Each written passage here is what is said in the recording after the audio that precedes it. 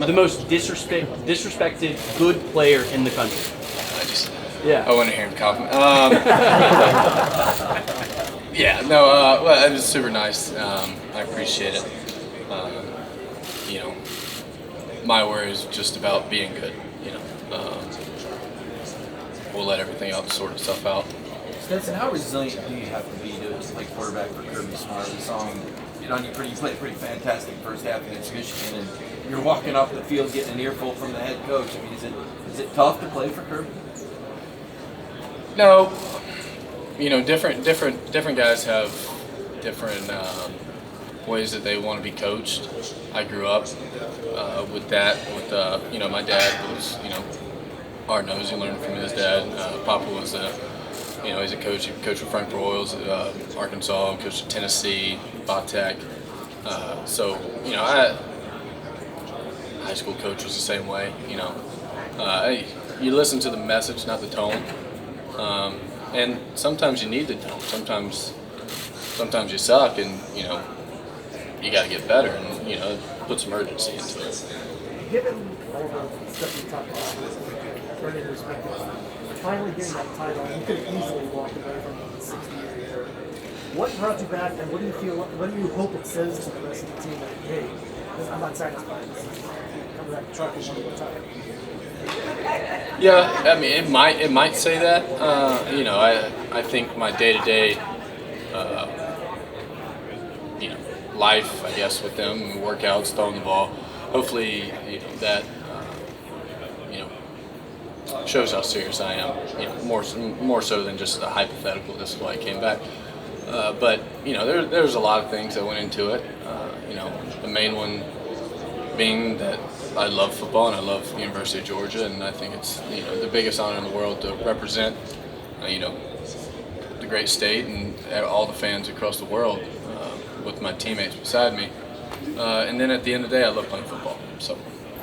What was it like working with Jermaine Burton last year, and what is Alabama getting in him as a receiver? Yeah, it's a good question. Jermaine, he's a very good football player. I think Bryce will enjoy throwing to him. So playing in the Deep South's oldest rivalry in Auburn versus Georgia, you've been on the winning side of it twice. I just want to hear, being a Georgia kid, what that rivalry means to you. Which one did you say? I said Auburn, Georgia. Yeah, no, I love that rivalry. I wish. And I love playing in that stadium. It's so loud. The atmosphere is awesome. I think I remember last year, looked up in the stands and Bruce Pearl and Cam Newton were dancing. Coach Pearl's shirt was off, and I was like, "What the world's going on?" And they played. I can't remember who it was. Nolan said it was Bo Jackson, but it wasn't Bo Jackson because he played in the 80s, not the 90s. But it was somebody running over Coach Smart, and they played it every single time our defense went out there, and I thought it was hilarious. So just like little things like that, I love playing against them. They're always really good teams. That is the Arch player. Arch? And you're surprised he didn't take one. I can't. Arch makes his own decisions. He's got.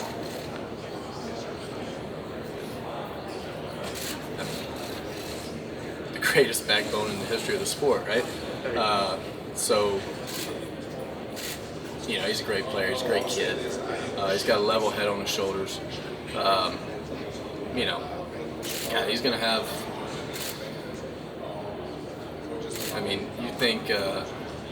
You think like Peyton and Eli had a lot of pressure going.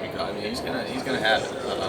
But I think he knows that, and he accepts it, and I believe it. He's gonna be a really good player. Stetson, what was it like flying in the back of the Blue Rangers down there by Elliott, and how did that get set up? Yeah, that was the coolest thing I've ever done, and probably ever will do. If you get a chance, do it. It was so random. It was my freshman year roommate, Nate McBride's mom, texted me. He's from Vidalia. He texted my mom. Was like, "Hey, these Blue Angels want to do something. They're thinking about, Stet's from Blackshear, real close to Vidalia. Would he want to fly with the Blue Angels?" And Mom was like, "Yeah, let me ask him." And she asked me, and I was like, "Yeah, I would love to do that." It was so cool. They start off slow because they don't know. They don't want to make you pass out, and I was nervous about passing out or throwing up. I didn't want to embarrass myself. And then towards the end, we flew for 45 minutes. Towards the end, he looked in the back and hear him on the intercom. And he's all right. Well, we're going to hit as many G's as this plane can pull and get as close to the speed of sound as we can. And so we hit it, and we hit 7.4 G's, and he's in the back. He's like, "What do you think that was?" And I was like, 7.4, that's what you told me. And he's like, gave out a whoop, like he was excited, and I was fired up. I never felt anything like it. And then immediately I went home and watched Top Gun. Immediately.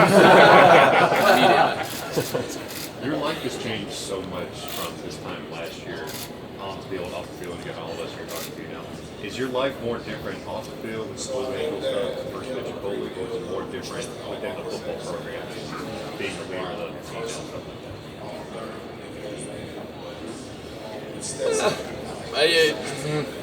I don't really. Both of them are different and similar in the same ways.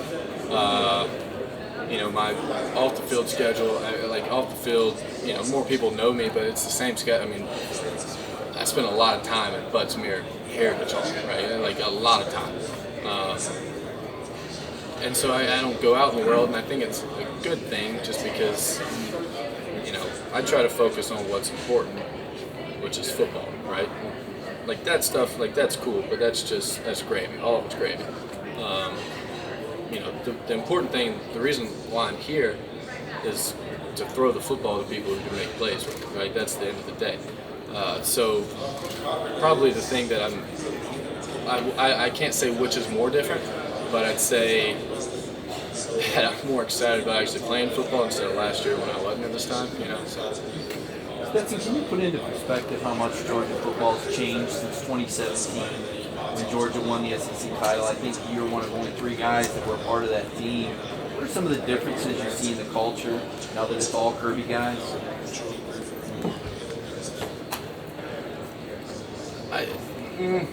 There's different guys, different things, but I think Coach Smart did such a great job coming in year 1, which I wasn't there, but I could see it year 2 of his, that, yes, he didn't recruit some of those guys, but they had bought in, right? That's why we're so good in 17, because even though, the guys that were on the field were mainly guys that he didn't recruit, they'd still all bought in, right? They believed in what the plan was and what they were going to do. And so I wouldn't say the culture's changed too much. I'd say it was more surprising than whenever we went to the Rose Bowl than if it would be now, right? Just nature of being good for a longer time. But other than that, I'd say it's pretty similar. I'll follow up then on offensive coordinator. I know there's a difference between Todd Monken and the other coordinators you played for at Georgia. What is it about Coach Monken that makes him so effective and successful? I think it's his just ability to be so anal about the details, right? Good Lord, he's intense, but I love it. That's how you're good on offense, right? It's timing, it's in zone, it's spacing. Man, you just got to win, but it's all about those little details that if you don't know the game, then you miss. But that's what he is so good at. It's just, you've done it 50 times, right? But that 51st one, you got to do it the same as you did the 20th, right? That's just how, it's got to be consistent and detailed. And we had quarterbacks and skill position had to be on the same page, quarterbacks and offensive line with the hots, just everything. So I think that's what he does best. Coach Monken is that you're one of the least respected good players in the country, and you need to keep it out of you. Do you care, or does that motivate you? Yeah, like I said earlier, I care more about being good and people thinking that I'm good, right? So, am I competitive? Do I want to be, the best in the country? Yeah, but not because people say I'm not. Just because that's who I am. Scott Cochran has been pretty public with his journey